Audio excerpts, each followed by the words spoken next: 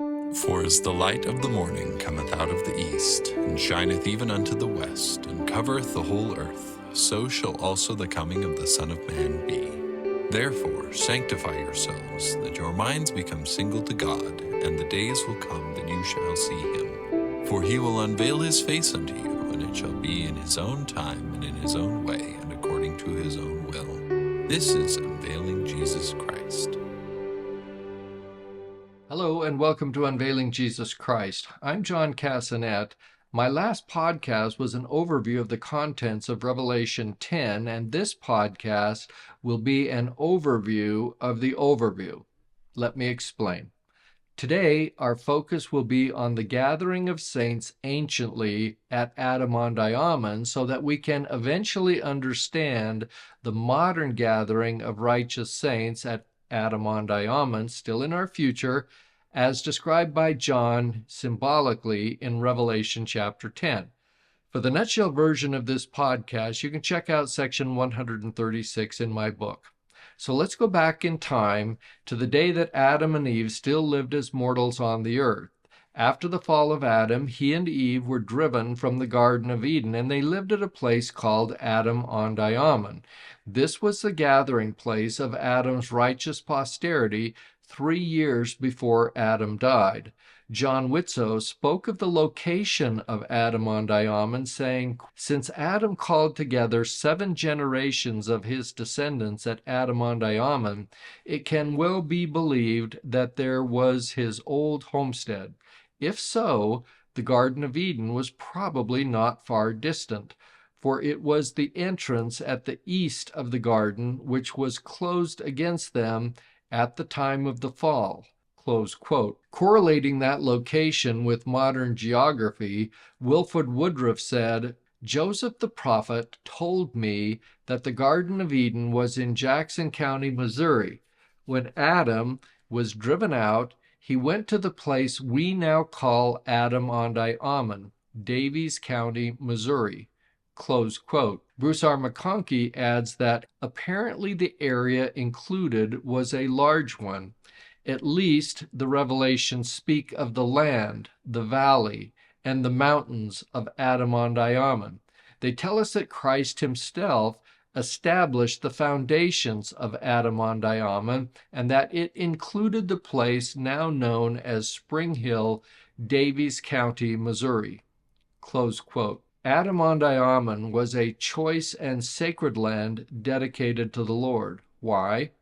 Probably because it was the place that Adam died and was buried. Joseph Smith said it was the place where Adam offered sacrifice. It was the place of the great gathering of Adam's righteous children 3 years before his death. It was the place where temple ordinances and the sealing ordinance was performed. Adam-ondi-Ahman also means the land where Adam dwelt, and it, of course, is the place of the future gathering of righteous saints, as I discussed in my last podcast. George Reynolds said of its significance that Adam-ondi-Ahman was undoubtedly dedicated to the Lord by our great progenitor himself during the Adamic dispensation before the flood. Such a dedication is a covenant between God and man, similar to the covenant of God with Abraham concerning Palestine. But as far as God is concerned, a covenant stands forever. That, we believe, is the reason for the selection by the Lord of Missouri to be a land of promise, the place for the New Jerusalem, the place for the city of Zion. Close quote. So let's talk for a minute about the significance of the name Adam-ondi-Ahman. Joseph Fielding Smith said, "The meaning of Adam-ondi-Ahman is the Valley of God. It is a place of great distinction, or was, to the people who lived in Adam's day. It has played an important part in olden times, for here in this valley Adam gathered his posterity to leave them his final blessing." Close quote. President Smith also spoke of the landmass that bore this name, saying, Adam-ondi-Ahman was not just a small spot resting on the brow of the hill, but this name has reference to the surrounding territory. One can obtain a beautiful view from this ancient altar overlooking the valley through which courses Grand River. It was in this valley where Adam called together the faithful of his posterity 3 years before his death and blessed them.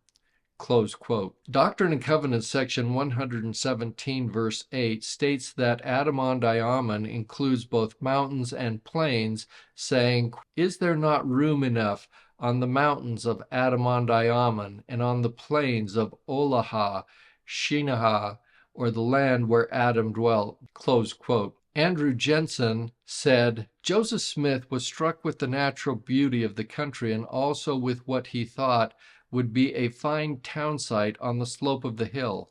Accordingly, the accompanying surveyors began their work of running lines for streets and lots, and it was decided to name the place Spring Hill. But they had not proceeded far when the Lord, on May 19, 1838, gave a revelation through the prophet Joseph, naming the place Adam-ondi-Ahman, because, said the Lord, it is the place where Adam shall come to visit his people, or the Ancient of Days shall sit, as spoken of by Daniel the prophet." Close quote. The compound name of Adam-ondi-Ahman is associated with the keys of salvation that Adam received from God at Adam-ondi-Ahman, as recorded in Doctrine and Covenants, section 78, verses 15 and 16, saying, "That you may come up unto the crown prepared for you, and be made rulers over many kingdoms, saith the Lord God, the Holy One of Zion, who hath established the foundations of Adam-ondi-Ahman, who hath appointed Michael your prince, and established his feet, and set him up upon high, and given unto him the keys of salvation under the counsel and direction of the Holy One, who is without beginning of days or end of life." Close quote. Oscar W. McConkie explains this a bit more, saying, 3 years before he died, Adam called together his family in the valley of Adam-ondi-Ahman. And the Lord appeared unto them, and they rose up and blessed Adam, and called him Michael the Prince, the archangel. Michael was given the keys of salvation under the counsel and direction of the Holy One. That is, he holds the keys of salvation for all men associated with this earth under Jesus only. Close quote. The literal name of Adam-ondi-Ahman means the Son through Adam unto man. The Encyclopedia of Mormonism states, quote, "In two revelations to Joseph Smith, Jesus Christ referred to himself as the Son Ahman, allowing the possibility that Ahman may be a word meaning God and one of the names of the Father. The name also appears in a compound place name, Adam-ondi-Ahman." Close quote. So now let's talk in more detail about the ancient gathering that occurred at Adam-ondi-Ahman when Adam was 927 years old. At that time, he called upon his righteous posterity to gather at Adam-ondi-Ahman, as explained by Joseph Fielding Smith, who said, 3 years before the death of Adam, or in the year 927 from the date of the fall, this great patriarch and father of the human family, called Seth, Enos, Canaan, Mahalalel, Jared, Enoch, and Methuselah, who were all high priests, with the residue of his faithful descendants, now numerous, into the valley of Adam-ondi-Ahman, the place where Adam dwelt, and there bestowed upon them his last blessing. Close quote. This gathering occurred 3 years before Adam died at the age of 930 years. We know this scripturally from Doctrine and Covenants, section 107:53, which states, 3 years previous to the death of Adam, he called Seth, Enos, Canaan, Mahalalel, Jared, Enoch, and Methuselah, who were all high priests with the residue of his posterity, who were righteous, into the valley of Adam-ondi-Ahman, and there bestowed upon them his last blessing. Close quote. We also learn this from Moses 6, verse 12, which states, quote, "And all the days that Adam lived were 930 years, and he died." Close quote. This is consistent with the Lord's statement to Adam in Eden before the fall that Adam would die in the day that he ate of the forbidden fruit. Before the fall, a day with God was 1,000 years, as explained by Orson Pratt, who said, "When the Lord spoke to Adam, after having placed him in the Garden of Eden concerning the forbidden fruit, saying, 'In the day that thou eatest thereof thou shalt surely die,' we cannot suppose that the day there referred to meant a day of 24 hours. It could not have meant that, for history informs us that Adam lived almost 1,000 years from the time of the fall. But before the day of 1,000 years had wholly passed away, his death did take place."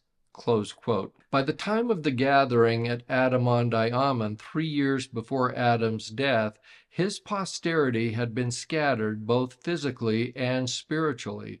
Doctrine and Covenants section 2941 states, "Wherefore I, the Lord God, caused that Adam should be cast out of the Garden of Eden from my presence because of his transgression, wherein he became spiritually dead." Close quote. Joseph Fielding Smith adds that we are led to believe that very few of the children of Adam and very few of the children of their children hearkened to their teachings.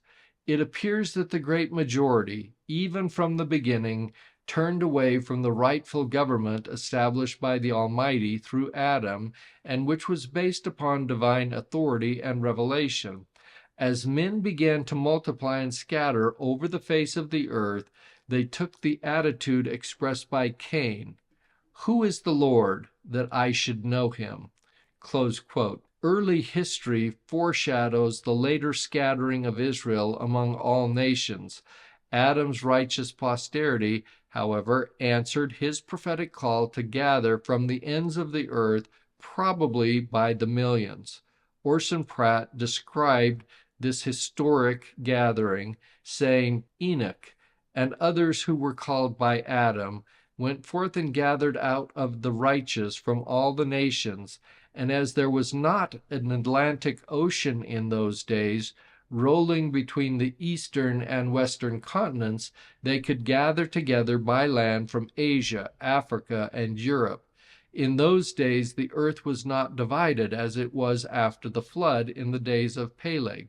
In that gathering, many came from the ends of the earth." Close quote. Bruce R. McConkie discussed the probable millions that attended the historic gathering at Adam-ondi-Ahman, saying, "Adam-ondi-Ahman, of eternal fame, first comes to our attention because of a great conference held there by Father Adam in his day. Nearly 1,000 years had then passed since the first man and the first woman had stepped from Eden's garden into the lone and dreary world, there to begin the procreative processes that peopled a planet. We do not know how many million mortals made this earth their home in that day, or how many of them were true and faithful to that Lord whom Adam served. And it is not unreasonable to suppose that many righteous spirits were born in that blessed day, and that the numbers of the righteous were exceedingly great. We may not be amiss in supposing that many millions responded to the call to come to a general conference in Adam-ondi-Ahman." Close quote. Now, Elder McConkie gives us some mathematical possibilities in addition to the foregoing quote, saying that if the population doubled every 33 years, then after almost 1,000 years, there would be 4.5 billion people that lived on the earth. Now, that's a lot of people, but of course, not all were righteous, and not all answered the call of Adam, the great patriarch. And that's where Elder McConkie is kind of coming up with this idea that it certainly could have been millions that did answer the call. The ancient gathering at Adam-ondi-Ahman became the ancient model for Zion as a place of gathering.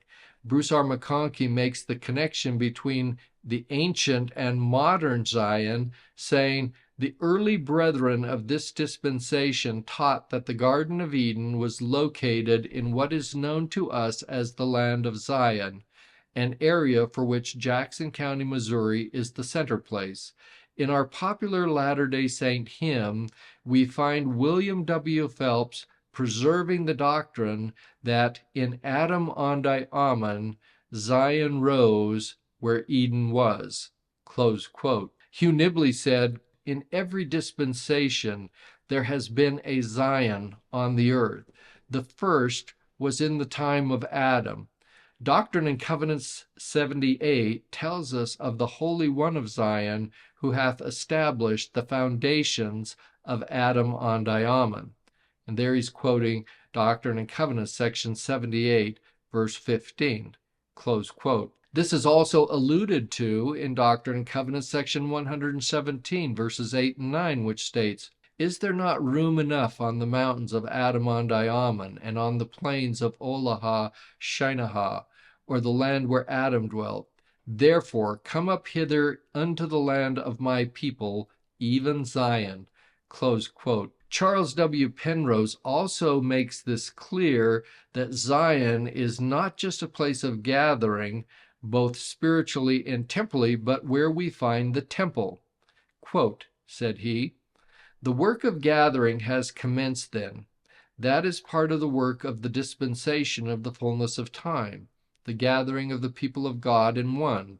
The saints of God will be gathered, and they will gather to Zion, as the prophet foretold, and build up temples to the living God, that his ordinances may be performed therein, and that they may learn of his ways and walk in his paths. Close quote. Zion, of course, is a place, but it is also a righteous and holy people who are made holy through the highest order of priesthood ordinances given in the temples.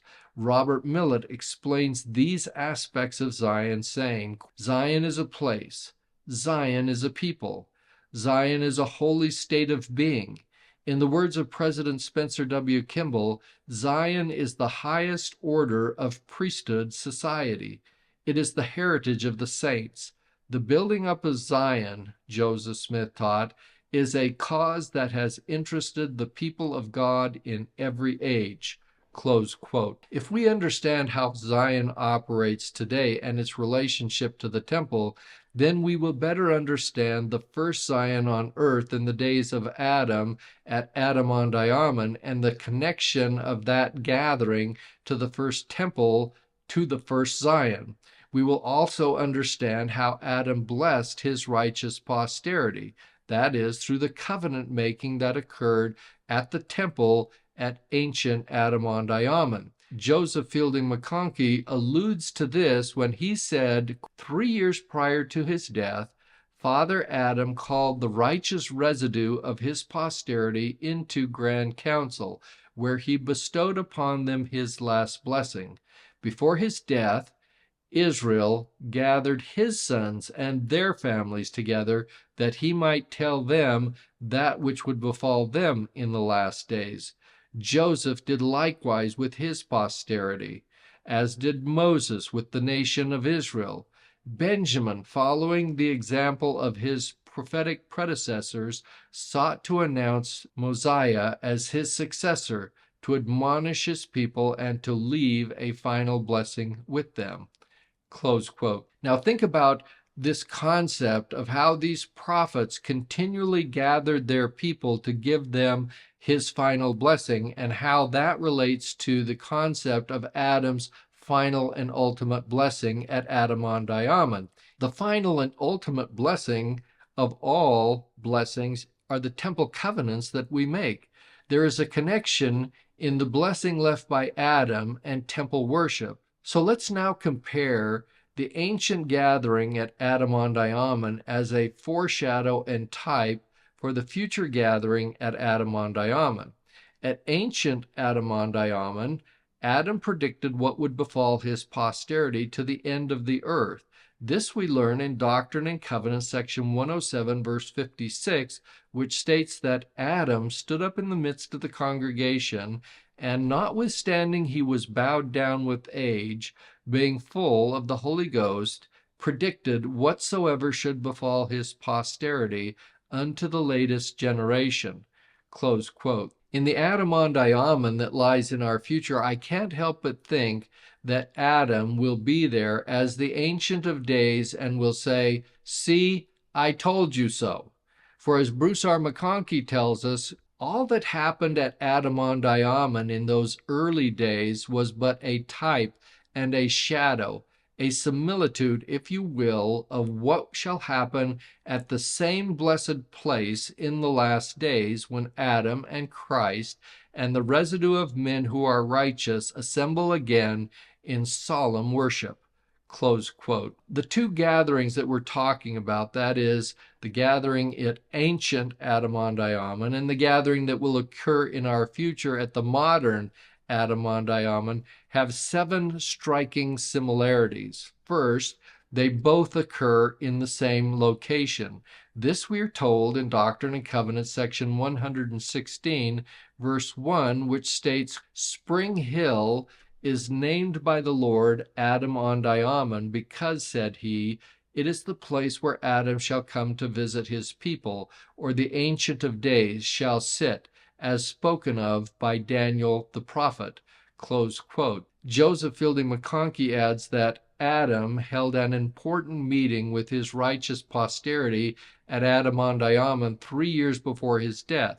Before the Lord's second coming, Adam will call another important meeting at that same sacred spot. Close quote. Now, if I can digress for just a second, Brother McConkie talks about the fact that Adam met with his posterity 3 years before his death. And as I said in my last podcast that gave an overview of Adam-ondi-Ahman and the gathering in our future, that will occur 3.5 years before the second coming. So I'm suspecting that when it said that Adam held this gathering 3 years before his death, it was probably 3.5 years. Now, I don't have any scriptural authority for that, but if we're truly mirroring these events, then the fact that modern Adam-ondi-Ahman will occur 3.5 years before the second coming suggests to me that ancient Adam-ondi-Ahman occurred 3.5 years before Adam died. We have these nice little bookends in that sense. Ezra Taft Benson spoke of the modern day Adam-ondi-Ahman when he said, quote, "When I contemplate the great events that have transpired here, going way back to the days when our first parents were placed in the Garden of Eden, and recall that this garden was here in America, that it was here also where Adam met with a body of great high priests at Adam-ondi-Ahman shortly before his death, and gave them his final blessing, and that to that same spot he is to return again to meet with the leaders of his people, his children."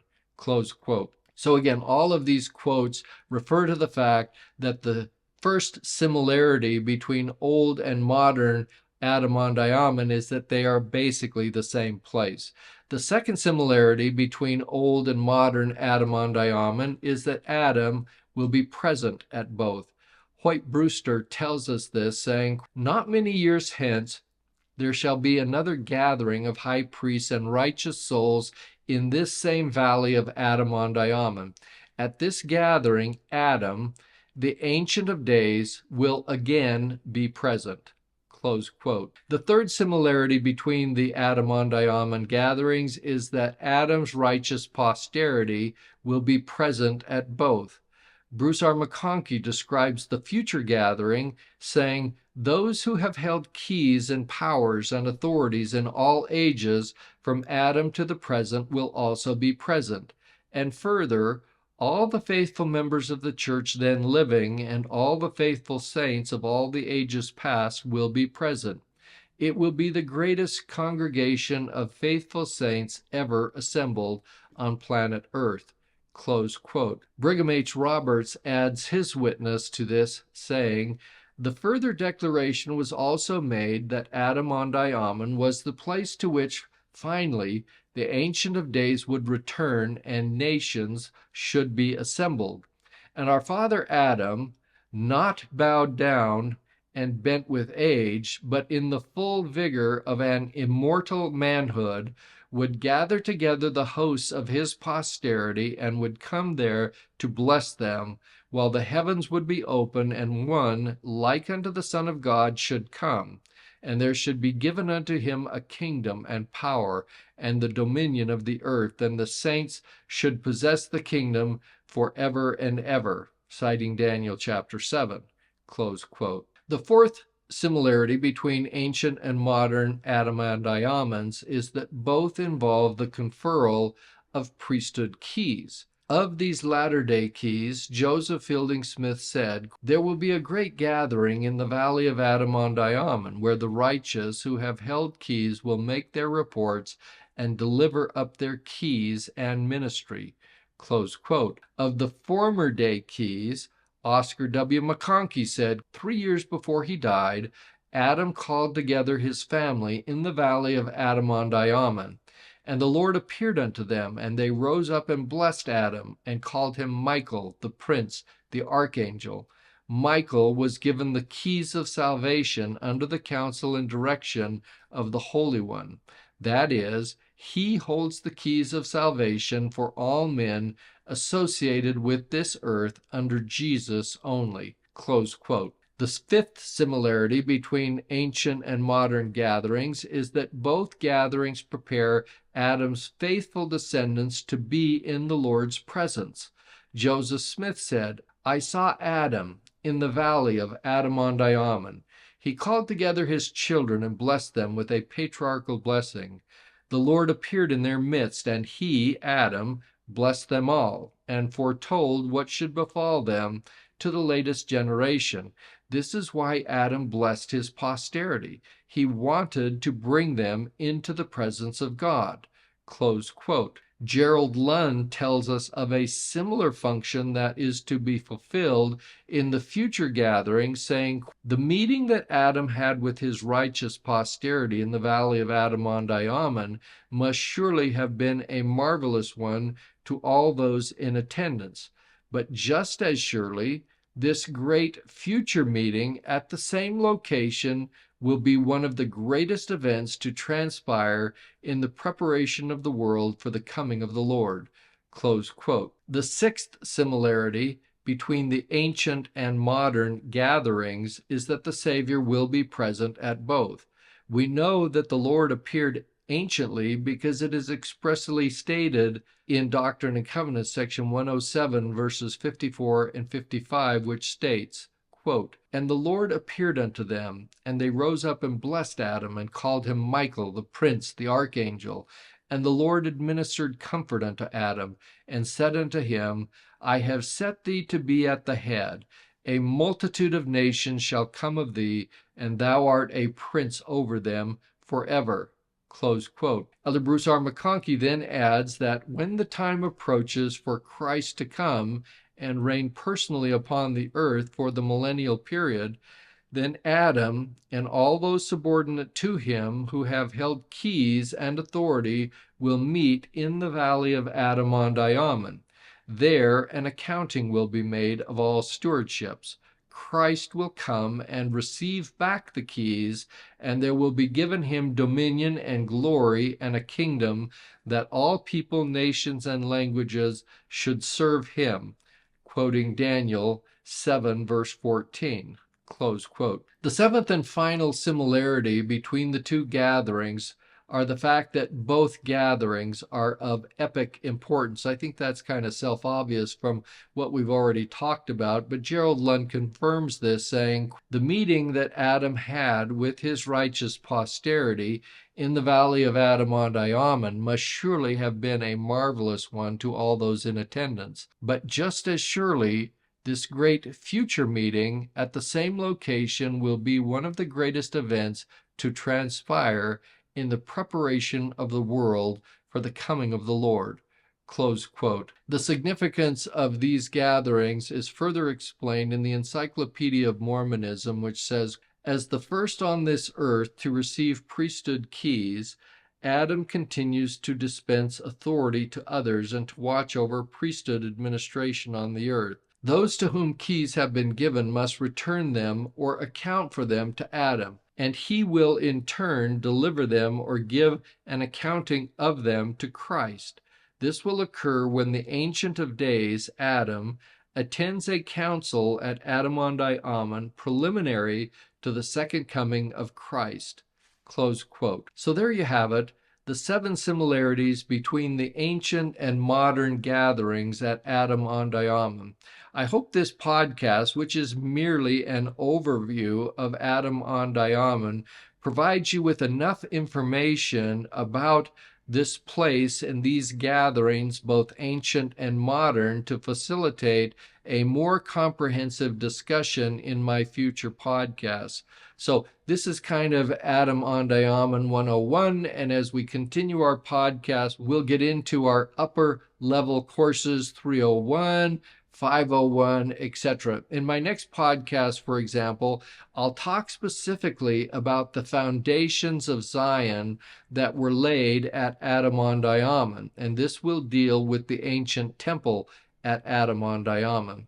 Fear not, in all of this talk of Adam-ondi-Ahman, I have not forgotten about John's vision in Revelation 10. But if you want to understand John's symbolic description of the gathering at Adam-ondi-Ahman, you have to understand these things, these basics about Adam-ondi-Ahman. And so we'll talk about the basics, and eventually we'll circle back and talk about John's symbolic description of them. So until next time, thanks for watching, listening, sharing, and subscribing, and to Jen and Kristen for all their help. I'll see you next time on Unveiling Jesus Christ.